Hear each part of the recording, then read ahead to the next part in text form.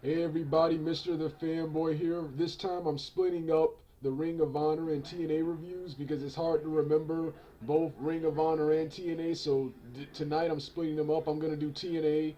I kind of missed the first half of the first showing of TNA Impact tonight, so I'm gonna review the second showing of Impact when it finishes. It's just starting now, but right now, Ring of Honor Wrestling. Awesome night of Ring of Honor Wrestling. When I saw the announced matches on TNAWrestlingNews.com. I still knew it was going to be a decent show, but I was kind of disappointed that AJ Styles and The Addiction weren't booked on this show tonight, so I didn't expect much. But this was another awesome night of wrestling.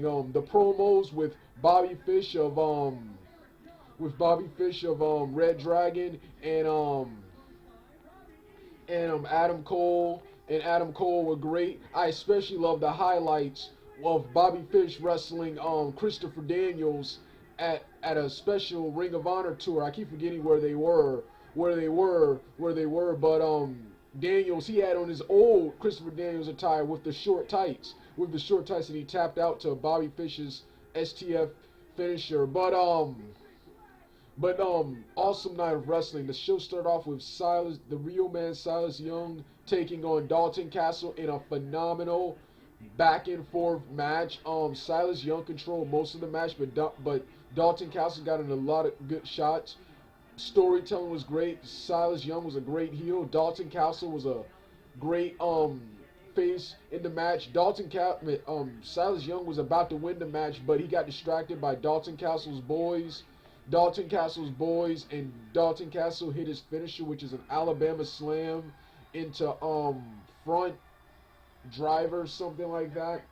Into front powerbomb driver, something like that. I can't describe his finisher, but he hit his finisher on Silas Young for the 1-2-3, winning the match. After the match, Silas Young said he knows he can beat Dalton Castle, and he's gonna try it one more time. Only this time, if he beats Dalton Castle, he gets his men.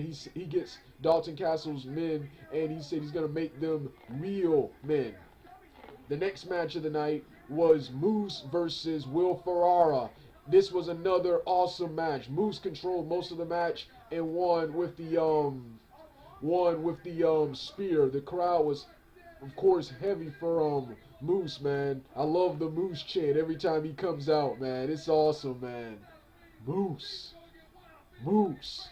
I love that, man. The main event was Nick and Matt Massey, the Young Bucks taking on Trent Beretta of the WWE's Dude Busters and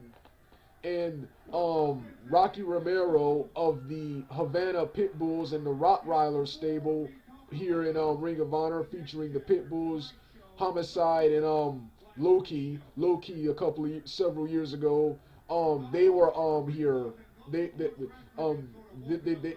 Beretta and Rocky Romero are now in a tag team match, and this right here was an awesome back and forth tag team match and an awesome main event to end Ring of Honor.